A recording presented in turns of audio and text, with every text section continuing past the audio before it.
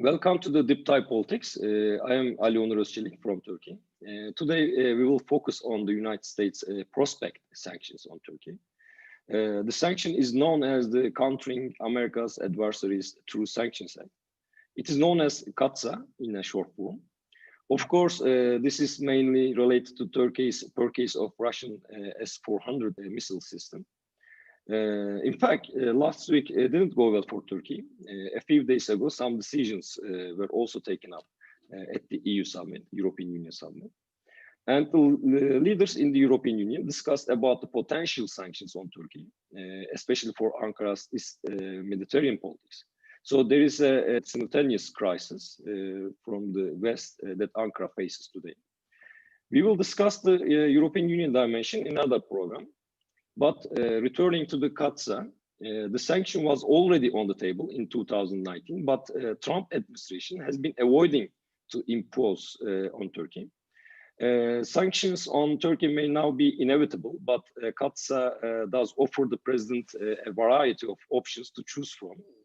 To understand the situation better, Professor Scott Lucas from University of Birmingham will join me to elaborate the CAATSA issue. Thank you, Scott, for being with us today. Before going to the details, I would like to ask, what is CAATSA? And is CAATSA an easy decision taken by the United States? For which countries was the CAATSA taken before? Well, that's a great question, because Turkey wasn't initially part of CAATSA. CAATSA, so Counting America's Adversaries Through Sanctions, was initially about Russia. That in response to Russian actions, for example, the annexation of Crimea, encouraging the breakup of Ukraine by supporting separatists, the US legislature, the Congress, said, okay, we're going to try to deter these Russian moves. And of course, these Russian moves had also been part of this complex situation in the Middle East with their support of the Assad regime in Syria. So in 2017, 2018, there were further complications, or let's say further Russian acts, such as the nerve agent attack, trying to kill its former intelligence operative, Sergei Skripal, and his daughter in southern England, in Salisbury. And that just reinforced the idea something had to be done to deter Vladimir Putin from these very aggressive actions. So why does Turkey become part of this? Well, there's one reason which I think everyone will pick up on immediately, which is the S-400 question. And then there's a second important reason. The S-400 reason is that when President Erdogan made the decision to purchase the S-400s from Russia, it was, of course, a symbolic sort of slap in the face to those in the American Congress who think, well, it should be our equipment that Erdogan takes. Why shouldn't he take, for example, the Patriot anti-aircraft missile systems? Even though there have been questions about the Patriot's effectiveness, he's going to our adversary to take this. And of course, President Erdogan is not one to back down. So he didn't immediately say to the Americans, oh, well, that's it. I'm going to tell Vladimir Putin to take his missiles back home. Indeed, Turkey very prominently featured the purchase of this. So that sort of, as it were, contest over the symbolism over the missiles was compounded with a very real military issue, which is that America, of course, provides F-35 jet fighters to Turkey. And if the Russians have an entry into the Turkish system through the S-400s, the worry was, well, the Russians can learn about our F-35 technology. They can learn how this jet fighter works. They can use it to improve their own jet fighters. So we have to make sure that there's no, as it were, interaction between the American supplies and the Russian supplies. The second reason, however, which I think is not being seen in the American press, but is very much present and I think maybe discussed in Turkey, is the question of the Kurdish issue inside Syria. Your viewers will know that US support has been given to both the Kurdish military forces, or the Syrian Democratic Forces led by the Kurdish militia YPG, and to Kurdish political groups as they established control of northeast Syria after the Islamic State was pushed out. Your viewers will also know, however, that Turkey, or at least the Erdogan government, sees some of these Syrian Kurdish factions, especially the PYD political party and the YPG, as being linked to the Turkish insurgency PKK. For American congressmen, they simply see Turkey, for example, in October 2019 with its cross-border operation. Oh no, they're attacking the Kurds. They're attacking these valiant people who stood up to the Islamic State and who are our allies in Syria. And that added to the pressure to sanction Turkey over CAATSA, S-400 issue, plus the Syrian Kurdish issue. Okay, I mean, you said that it is not related to Turkey. Actually, this CAATSA was usually related to the Russia. And this is the one dimension. And the second dimension, you mentioned that this is the Kurdish issue inside the Syria. And there's some kind of like disagreements between the Washington and Ankara. So Trump administration, in fact, was delaying the take-up decision for CAATSA. What has changed now? If CAATSA is approved by Trump, how does it affect Turkey? And once Biden comes to the power in January, is he able to make any amendments on CAATSA on Turkey? So what do you think? What changed was not the Trump administration. You still have a State Department and a Pentagon that I think will be worried about imposing sanctions on Turkey. They might not like the purchase of the S-400s. They might not like some of the other positions that President Erdogan has taken. But after all, Turkey is a member of NATO. It is an American ally through that organization. So what changed? It's Congress, because Congress went even further, which wasn't, we would like you to implement CAATSA sanctions. They inserted a provision in the big defense budget for 2021. It's called the National Defense Authorization Act, the NDAA. And that provision says you must, as part of this Defense Act, you must implement sanctions under CAATSA against Turkey over the S-400 matter. So in other words, the hands of the executive are tied once that act comes into force. What happened last week is that somebody within the Trump administration, and we're not sure who, said, all right, well, we don't want it to look like Congress is making us do it. So we'll announce the sanctions anyway. It'll make it look like it was our decision. The sanctions, they said, would be in place possibly as early as Friday. I think they have stopped. They held that up and they thought, well, no, that's not going to solve anything.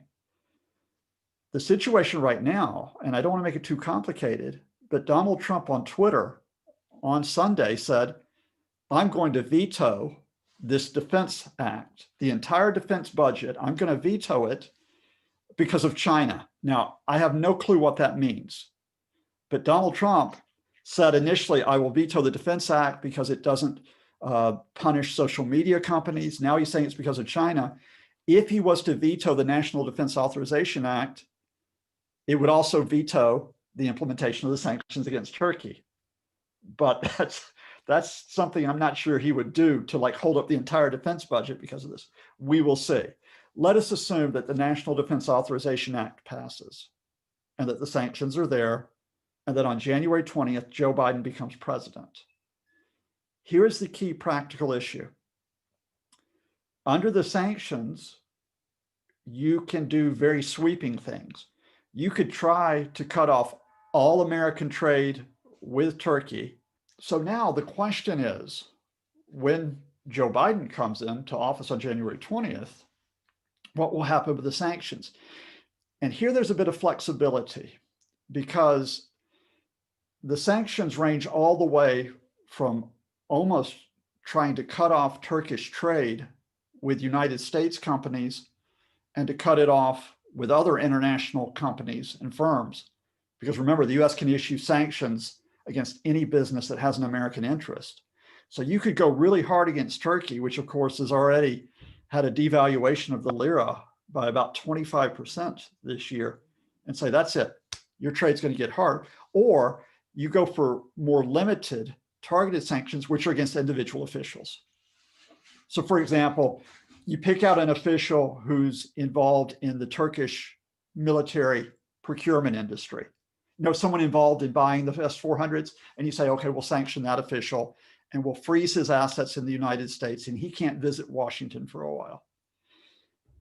Sanctioning individuals causes them a bit of inconvenience, but it would be much less damaging, clearly, than if you were to hit the entire Turkish economy. So if I was to project what would happen, I would think that the US Treasury and the Office of Foreign Asset Control, which are the two main instruments for implementing sanctions, would be very careful about what the specific sanctions are. Because I think the Biden administration will not want a confrontation with Turkey, because I think for its first few months in office, it's trying to get to grips not only with what we're doing with Turkey, but what's happening with the Middle East and what's happening with Russia as well. That might give a bit of breathing space, even if Congress continues to insist that Turkey must be sanctioned. You draw a picture which is not looking good for Turkey, I can say. And as far as I understand, the tensions between Washington and America may continue because Turkey or Ankara doesn't have many options to follow the maybe America's footprint. So from your point of view, what do you suggest? What should Turkey has to do? It's not up to me to advise the Erdogan government, and I don't think they would listen to me. But I think as an analyst, I would probably try to figure out what Turkey might do. So try to get inside the head of the government officials. I think on the one hand, we could say that President Erdogan is never one who easily takes a step back in public. He is someone who likes to appear always strong and in control.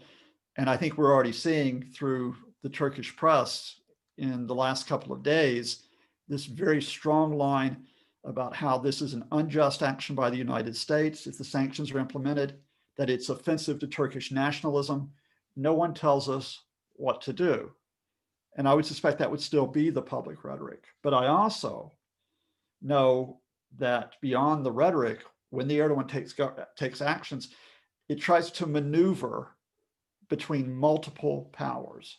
So for example, over the Syria issue, over the wider issue of the relationship with Moscow, and over its relationship with Europe, which is also threatening sanctions, we've seen certain officials who've been removed from the government recently, including, I believe, a son-in-law of President Erdogan.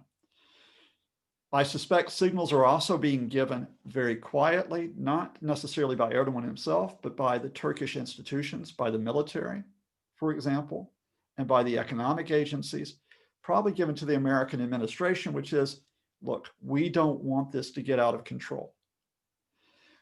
Let me give you an example of what I think the Turkish government might do in a practical sense, which would diffuse part of this. That at the level of the S-400, that there's a military arrangement which is made, which is to put up a firewall between the S-400 and the F-35.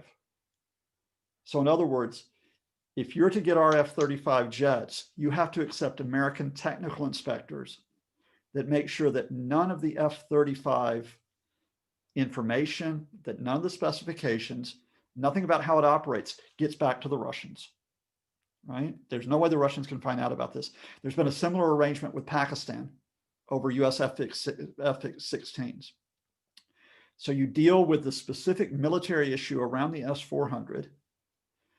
You deal with the specific issue on the Syrian issue, which is probably, look, we understand, the US says to Turkey, we understand you have an issue with the Syrian Kurdish groups, but Ankara says in return, we're not going to take any type of action, significant action beyond that corridor along the Syrian-Turkish border. No attacks, no escalation. Right now, there are skirmishes around a town called Ras Al Ain on the border, but everybody will want to control that situation, right? So I think those things we will not see in the headlines of Turkish newspapers. We will not see it in some of the American press, but it is what will be said behind the scene, which is to diffuse or to limit the S-400 and the Syrian issues.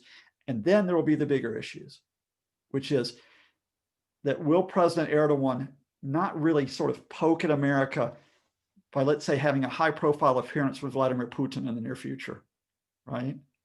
For example, you can imagine the effect on Congress if Erdogan and Putin are shaking hands and they're looking, well, or keeping distance because we've got coronavirus, but they look buddy-buddy, and it looks like Russia and Turkey are lined up against Congress. That wouldn't look very good. But remember, President Erdogan's having to consider that not only relationship with Putin, he's having to consider it with the relationship, for example, on Turkey's position with Libya, where it's on the opposite side from Russia. It's having to consider his position with respect to the Gulf states, where he is maneuvering against Saudi Arabia, which is also a country that many US congressmen don't like right now because they don't really like the Crown Prince. In other words, it's not just Trump or Biden versus Erdogan. There are multiple pieces here. And for the Turkish government and President Erdogan, it's making sure that enough of the pieces are in play where you don't turn America, well, you don't push America so hard that you get sweeping sanctions in return. So yeah, I think there are a bit political, military and economic implications of these sanctions if it's imposed by the United States. And also the United States considering that Turkey as a NATO ally is also not a simple country or like a small country to be left to the Russian, I understand from your view. I would say probably this to summarize, and that is that we will always have a point where for all the tension that may exist between parts of the US system and parts of the Turkish system, you have that safety net of the NATO alliance. And as long as you have that safety net, then you will step back from confrontation. And I think that means stepping back from confrontation, making the S-400 or Syria a headline issue. But I also think that what you will see is the Turkish government will step back from a confrontation with the European Union. I think this issue of the Eastern Mediterranean, which involves Greece and involves Cyprus, you will probably see a little bit of an you'll see a de-escalation of the rhetoric in the next few days. The European Union doesn't want a confrontation with Turkey. It doesn't really want to put sanctions on Turkey. At the same time, the European Union has a member who is Greece. It has a member who is Cyprus. They can't be seen to abandoning them. I think Ankara knows that. So it's made its point over the Eastern Mediterranean, but now everybody steps back. Because let's be honest, right now everybody's got this in common. They've got to deal with coronavirus, and they've got to deal with economies that are in trouble. Sanctions don't help countries on either of those issues. So even if Congress is making a bit of noise in the United States, which they're doing, the Biden administration, the EU, and the Erdogan government, I think will try to take steps back, where at best you'll have limited sanctions that won't really affect the Turkish economy, and everybody will contain it there. Thank you so much, because you touched on European Union dimensions. In fact, I'm going to talk about this tomorrow, and then to hear what the European Union is weaving in Turkey. Thank you, Scott, again, and take care of yourself. Bye. Thank you. Stay safe, stay sane. Thanks. Thank you.